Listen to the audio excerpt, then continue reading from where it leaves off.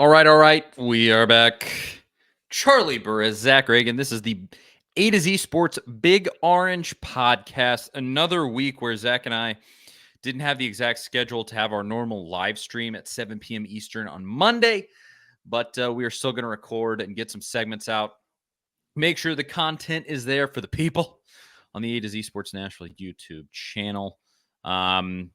And obviously, there's plenty to talk about on this particular clip here. We're going to talk about the updates from the lawsuit and the Kentucky game, which what an absolute joy that was. Oh, boy. So we can just go ahead and get right into it. But what's up, Zach? Not a whole lot. Just, enjoying that Saturday. That worked out as well as it could have. Watching that entire watching experience, to be honest, which we'll get into, and some fun side stories from that game as well that A to Z Sports was able to dive into on Sunday as well, from the viral sensation that happened there during that game Saturday night.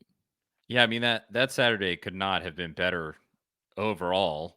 I just had a fine day in general, but then that night made myself, my wife, beautiful steak, and then had a good wine, sat down, watched that basketball game, and never in my wildest dreams did I think I would see a wire to wire like comfortable win in Rupp. That's one I did not think that I would get to ever strike off the old bingo card there, but lo and behold, here we are. Shout out to Rick Barnes for that one. But we'll talk about that second here on the show. The lawsuit. Obviously, last week we talked about, we had a regular show last week and then had an emergency segment where we talked about everything unfolding with the NCAA investigation. And really, the NCAA investigation has kind of become in the background now. It's really just all about this lawsuit from the state of Tennessee and the state of Virginia suing the NCAA to essentially make the NCAA's rules deemed illegal federally. The assumption by most people and most analysis that I've seen is that Tennessee is going to win that. But what's coming up immediately on February 13th, next Tuesday, is a hearing for a temporary restraining order that would, as I said, essentially make the NCAA's enforcement illegal. Now, let's put it this way. It is illegal. This will just make it certain in the eyes of the law that is the case. And so I think this is all happening extremely quickly. And you also had the NCAA released a statement. And then the state of Tennessee, the AG replied to, well, is it? It's not a statement. There's technically legal terms. I'm no lawyer.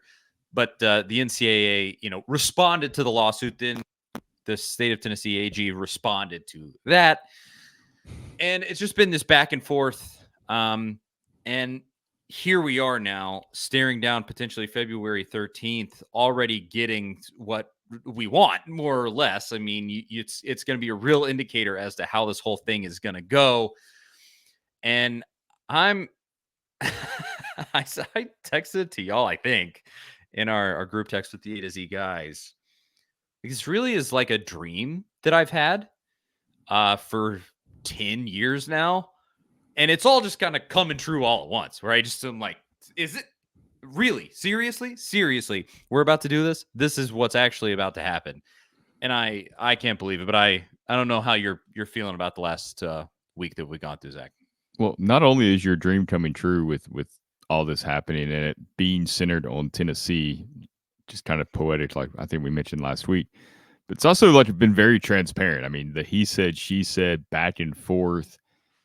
I mean, we've both been around Tennessee athletics for a long time, and we know it. Usually, if it involves Tennessee, it's shrouded in secrecy. If it's a coaching search, a rumor that somebody's going to get fired, the previous investigation, there was no comments on that beyond that initial press conference from the chancellor where they fired Jeremy Pruitt. But this has been so out in the open. Everything from, Plowman's letter to the NCAA that got published from Danny White's response, legislators that are responded.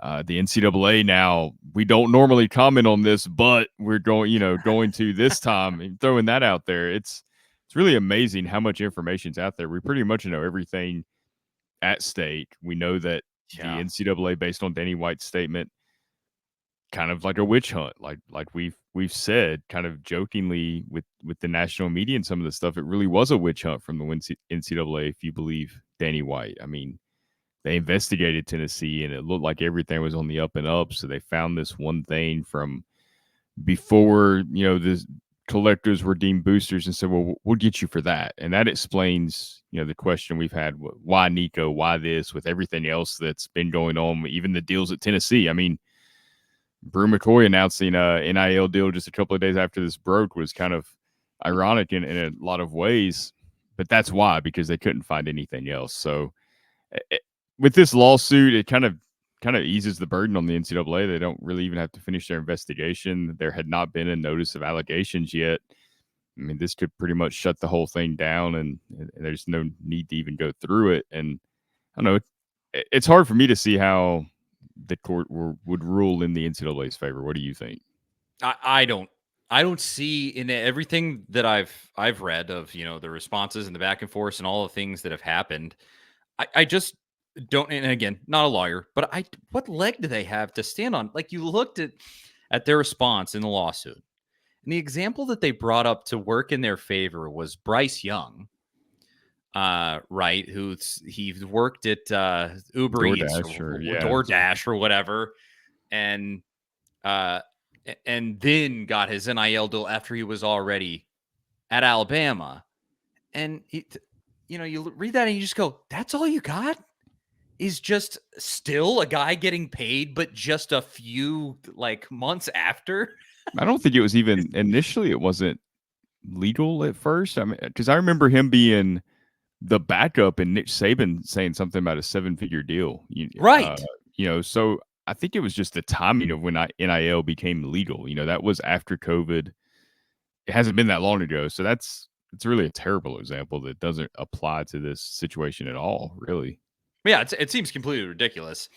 And everything is just like mush mouth, just absolute nonsense that they keep putting out. That statement was ridiculous. It was nonsense. It made no actual point.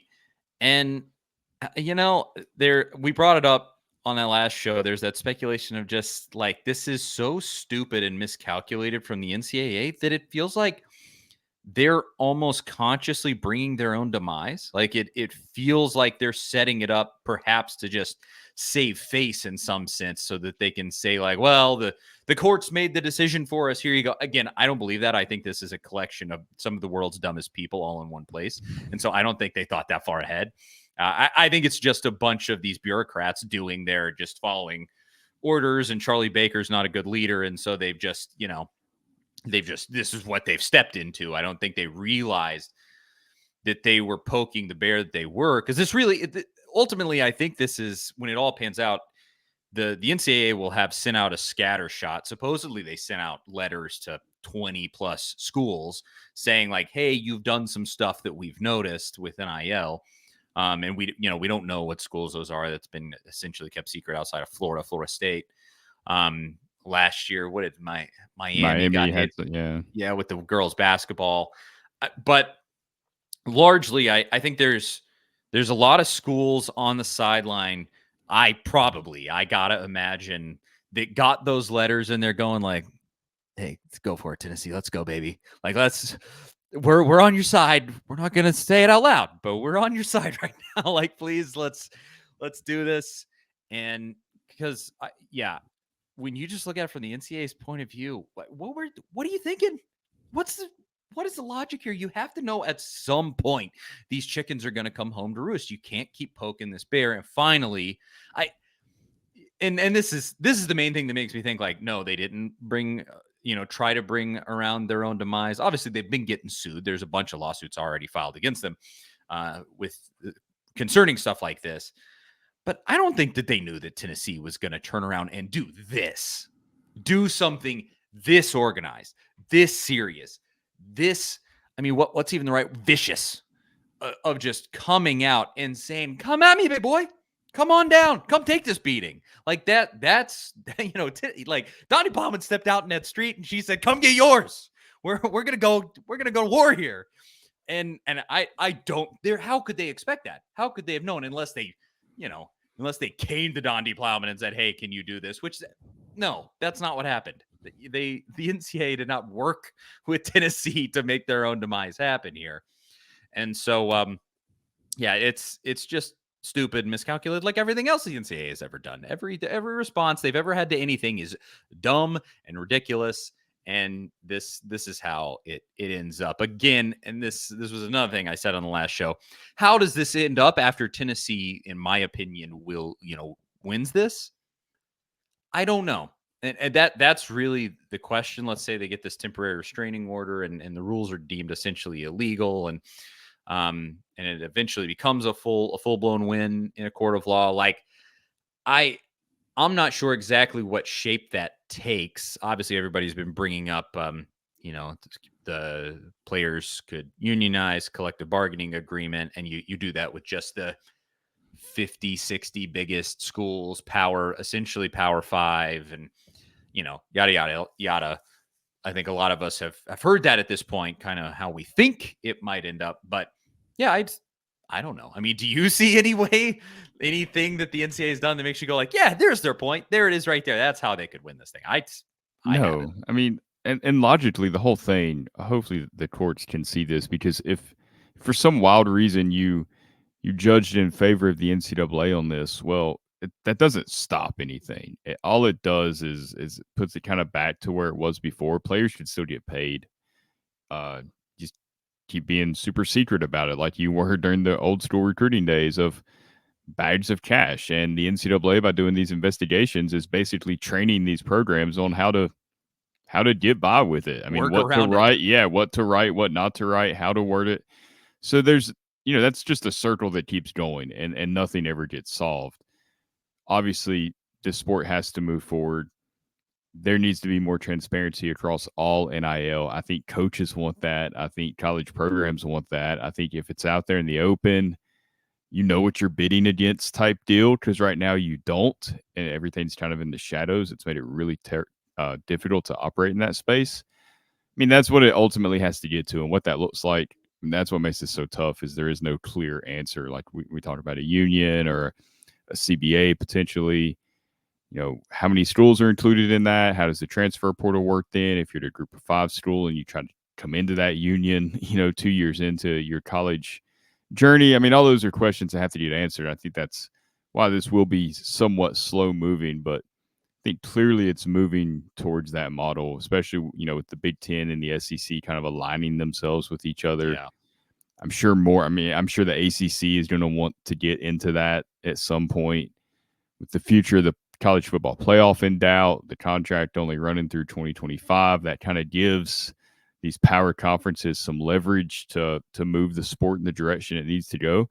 And you're just kind of waiting now on this court deal with Tennessee to unfold so everybody can figure out how the sport is going to proceed and how quickly it happens. It's truly a watershed moment. And like we've said a bunch, it's just wild that Tennessee's right in the middle of it, kind of causing this change to all happen at once.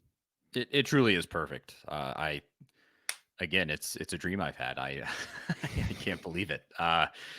But you mentioned the sort of Big Ten SEC alliance, the what is it, joint advisory group that they're creating with Greg Sankey and the guy running the Big Ten. And yeah, I'm sure the ACC and the Big 12 want in on that, but this is really like, mom and dad having a meeting before they bring the kids in to tell them what's about to happen. I mean, it's the big. We'll The tell big you later, dominoes. Florida State and Oklahoma Yeah. State, whoever's left in the Big 12 at this point.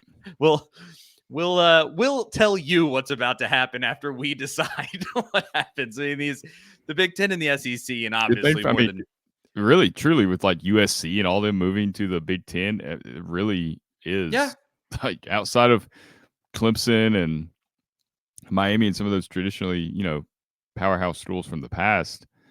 those are the only ones that are probably wondering, how do we get in this right here? That's where Yeah. we need to be. We need to be with those guys. Because the Big 12, ultimately, some of the schools that they brought in, they're kind of borderline at this point. They brought Everybody's in some. getting admission at the SMU, I think, to the ACC or something. Yeah, I mean, that's just it's not. They're just not in the same league. Period. They're just not. The Big 10 and the SEC have clearly separated themselves from everybody else, and that's why they're doing this.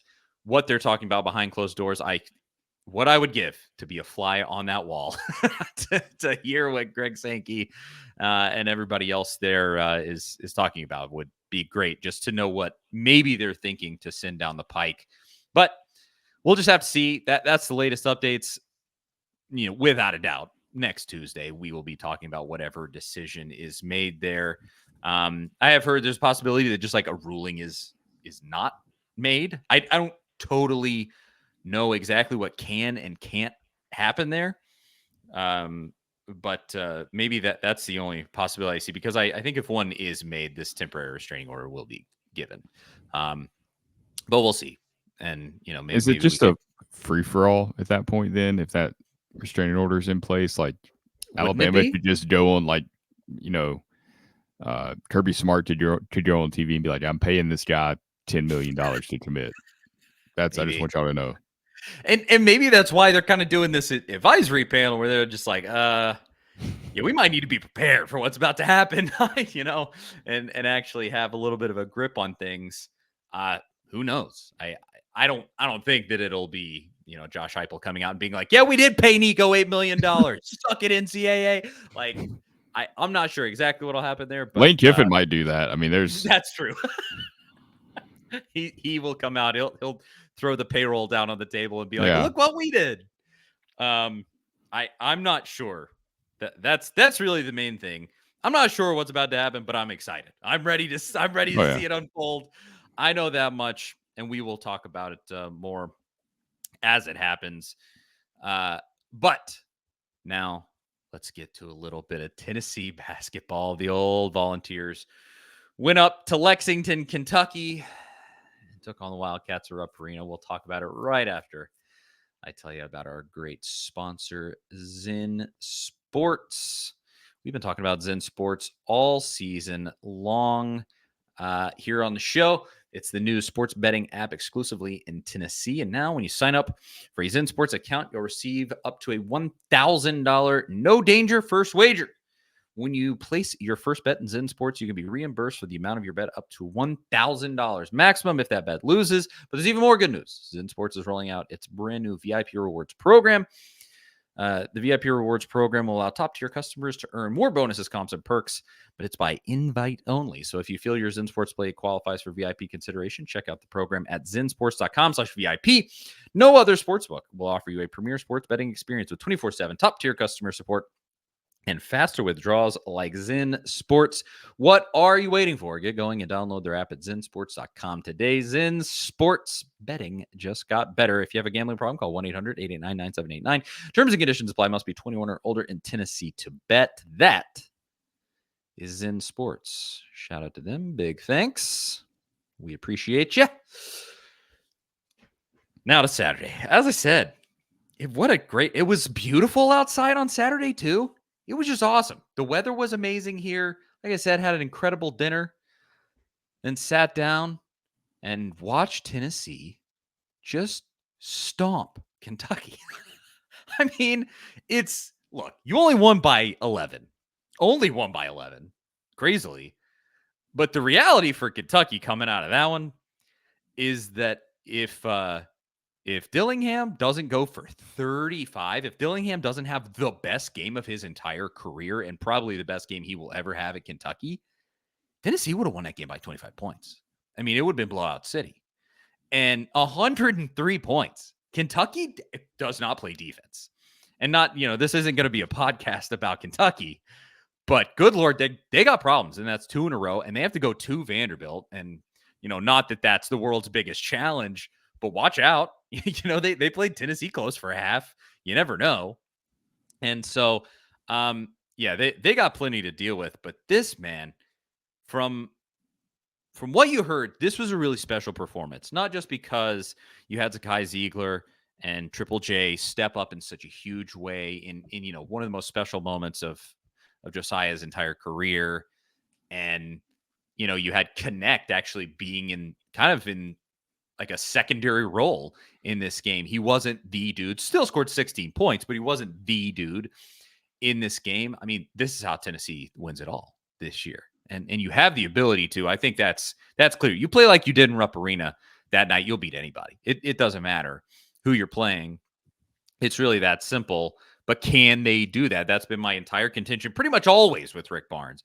It's like he can't just do this consistently. He can't always get this type of play from his team. But on the times when he does, I mean, this is it. This is the entire thing. What do you think, Zach? Yeah, I mean it was a dominating game, really. I know the final score, like you said, didn't look that way, but Kentucky was never. I mean, they never really made Tennessee nervous in any way. It was like Tennessee was in control this entire game on the road. That in itself was impressive. I agree with you. I think this is Tennessee at their best. Not it doesn't have to be this exact type of game where it's Josiah Jordan James or Ziegler or whatever. It can be Connect. It can be whoever. I mean, that's kind of the point. It's like when they're locked in, whoever's hot, they'll go with it and they'll make it work. It's just those nights when they're flat, and the South Carolina game before Kentucky, you could see it that entire game. Like South Carolina wasn't better than Tennessee. They made a lot of shots. Tennessee missed a lot. It was just a frustrating night. You could tell they weren't in sync for whatever reason. And that happens. Like that's the human element of the game. How do we prevent that from happening? Obviously, down the road in March, we'll see. I think they'll be locked in for those games. I think the presence of Connect and what he brings, the intensity, I think that'll help keep the team locked in come tournament time. And we'll just have to see how that plays out. But as far as Saturday night against Kentucky, Zakai Ziegler, I mean, that's one of the best games you'll ever see from an SEC point guard. On the road, in Rupp, 26 points, like 13 assists, I think. Yep. Only 2 turnovers. You could just play. I mean, there was the one putback play where he made the rebound, put it back. It was a dagger in that game. Yeah, I mean, it was a huge play, especially for him, the point guard, smallest guy on the floor, to make that play. Just showed you the kind of game he was playing. It was just his night, that kind of night. And those are special nights for college point guards. Those don't happen often. That's one we will remember and talk about for a long time. So, I don't think there's been quite enough said just that the historic night that he had, just kind of an all-time Vol moment, I thought. Absolutely. Because Kentucky went out there and they keyed in on Dalton Connect. That was clear. And they did, weirdly, to their credit, they did a pretty decent job holding down Connect. But what they did because of that was leave Josiah Jordan James wide open and Zakai Ziegler wide open. I mean, Ziegler, on not to diminish his performance, it was incredible, and he had to finish the plays that he made, but they just gave him lanes to the hoop constantly in that game. It was pathetic. Like, if I was watching my team play that kind of defense, I would be beside myself. Like the Kentucky fan that went viral during the game. Yeah. Which is funny side note there. But we'll get there in just a second. But I mean, this really was one of the best moments that Barnes has had, and followed. And it follows probably one of the worst of Barnes' time here. Just that South Carolina game where they just laid down so completely and had no answer for anything, and it was just gross. And then they come out, and this is the performance that follows that. It really was excellent and impressive. And supposedly, some of the stuff you heard is that they had kind of a players only sort of meeting, actually, I think led by Dalton Connect, where he kind of was like, hey guys, I know that you're sort of handing it off to me and going like, hey, go score 40 and win us this basketball game. But we all got to be in this is what the reporting was on what happened there. And that's That's incredible, but it's not surprising necessarily from this team. I mean, it's awesome that it really worked, and it's clear that things clicked after that. But you have so many really good seniors on this team and good leaders and older guys that you really expect more of. That South Carolina game obviously was super disappointing to watch. And then you saw their response and you go like, yes, it's all in there for this team if they can just find it within themselves to play at or near that level for a lot of the rest of the season. This team's going to do special stuff. Period.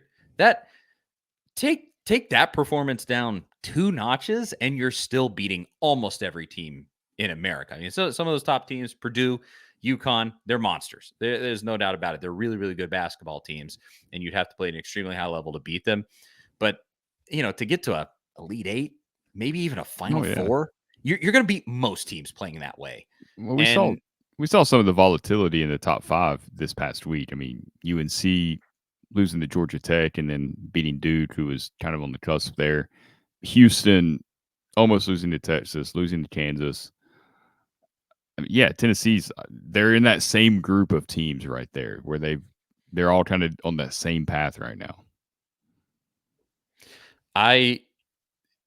well, you see the performances that some of these other top teams have had. And obviously, Tennessee has lost to Purdue and Kansas. And so there's that. I mean, we know that those teams can beat Tennessee. But like they've laid down and had stinkers too. Purdue less than anybody else. Just because they have a 9-foot tall guy in the paint that they can just throw the ball to, and he literally is over the top of everyone and just kind of lays the ball in the hoop.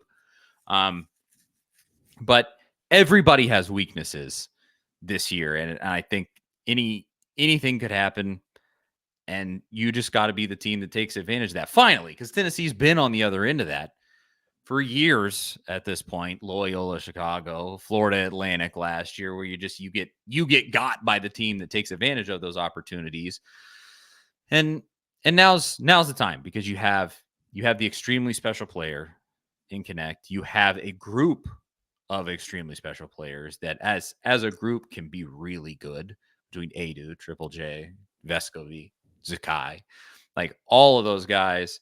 And even the depth. Cameron Carr comes in out of absolutely nowhere in that game, kind of out of necessity. Guys were in foul trouble, or he just in that first half had a couple of fouls, and he comes in the game and makes some really nice plays that didn't really score, but comes in and what do you have, a steal and a really awesome alley-oop, and you just like even the guys that are coming in and are supporting cast are providing good minutes on this team. So just don't let what happened against South Carolina ever happen again for the rest of the season, and then just keep this energy from this Kentucky game, and really good things are going to happen this year. I don't have any doubt that this team should be able to, I don't want to put early expectations on them. This team, barring injury, should sail to a Sweet 16.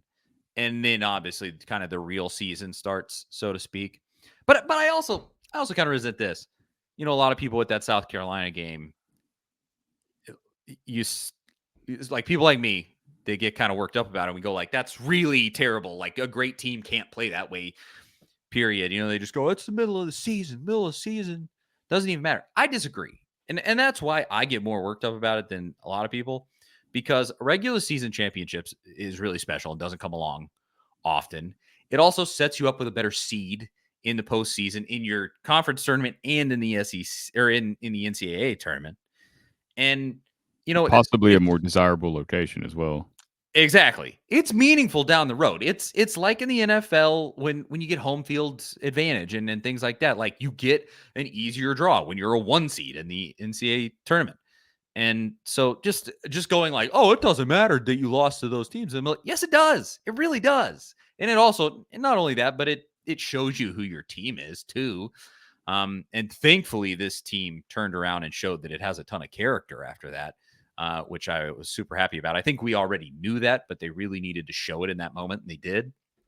But I'm hopeful. I will put it that way. Obviously, Still Barnes. Haven't seen him make it past the Sweet 16. So I'm reserving, being overly excited. But man, it's all there. It's all there. Now you just, your toughest games, you got to go to Alabama. You got to go to, apparently now, South Carolina. I guess that's going to be one of the toughest games remaining on the schedule. At Texas A&M is not going to be super easy. There's real challenges remaining. But I think it's there for Tennessee to potentially be 1-2 seed, something special in the postseason. Let's do it. Just go out there and actually do it, boys. Yeah, they're a contender. They're a contender. I mean, just like UNC's a contender, Houston, they're right there. We'll see what happens.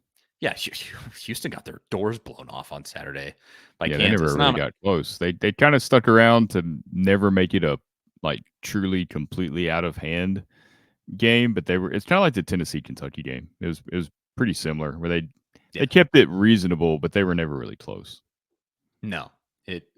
That is true. It really, I guess I said that kind of at the beginning of this segment, but just like wire to wire, it really never felt like it ever got out of control. They just continued to answer and continue. I think in that second half, did it only ever get to 7 or something like that? It was 4 points at halftime, and then you took it up to double digits. And the team scores 92 points and you win. It means you answered every time. Yeah, that's true.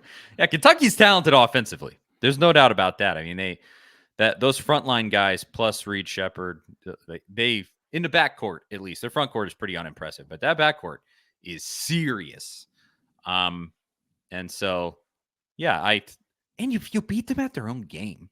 I don't think that really got brought up that much, but like Kentucky did dictate how that game got played. I don't think that'll happen when the game's played in Thompson Bowling in a few weeks, but they really dictated how that game went. And you just went out there and beat them at their own game. Yeah. Like just scored end to end, running up and down, making plays that you had to make.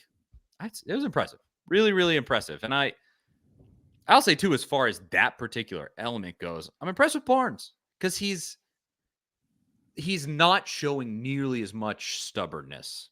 And some of in my opinion, as much of the stubbornness as he's shown in the past, where you really watched with Jaden Springer and that year we had a couple 5-star guys on the team and a ton of talent. And you just went like, he's kind of trying to fit a square peg in a round hole. And it's just not, you could tell he's kind of coaching like my way or the highway and not just letting these guys with this uber amount of talent go out there and make plays.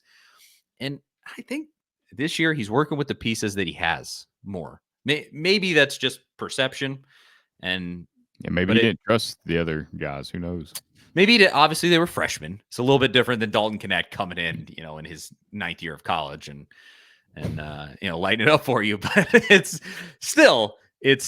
I don't know. I really like everything that I'm seeing so far, as long as they don't come out with a dog performance like against South Carolina. It concerns me that performance is in there at all. I really wish that would just, not ever happen. But hey, you take what you can get in. And an 11-point win in Rupp Arena, which is, I can't even say it. It's just the most amazing thing. And let's say this, there's so much of this that we could hit on.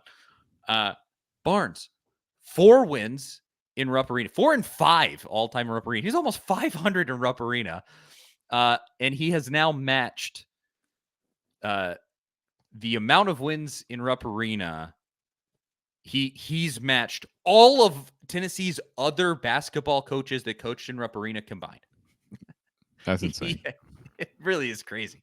I mean, we can always want more out of Rick Barnes and think that he can deliver more with some of these teams. And there have been times that I definitely think that's been the truth, while also appreciating, what he's brought to Tennessee basketball. For sure. If he criticizing him over not getting past the Sweet 16 or the second round, it's not trying to diminish what he has accomplished. I don't know if we had this conversation publicly or on text, but it really is true. If he wins or gets to an Elite 8, he's the greatest coach of all time at Tennessee.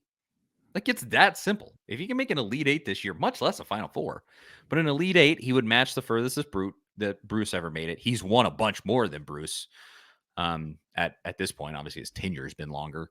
Yeah. And he's been so good in top 10 matchups and big games like that. and the consistency of the teams that he's built. He's only had since his teams got good, he's only had what, couple of down years in all of that time. It's really good. Enjoy it while you got it. I would put it that way. That's one of these. We've been saying it about Heupel right now, and now with Rick. Seriously, enjoy this, please. Especially all it takes is one bad hire. We know what can happen. Oh lordy, you are too right about that. Charlie Burris, Zach Reagan, thanks so much to everybody for tuning in. We will probably have a second segment this week and talk about whatever else that happens in the old world of Tennessee sports. But we appreciate everybody watching. As always, couldn't do it without you. You're here. You know where to follow us, and we will talk to y'all maybe in a couple days. See you guys later.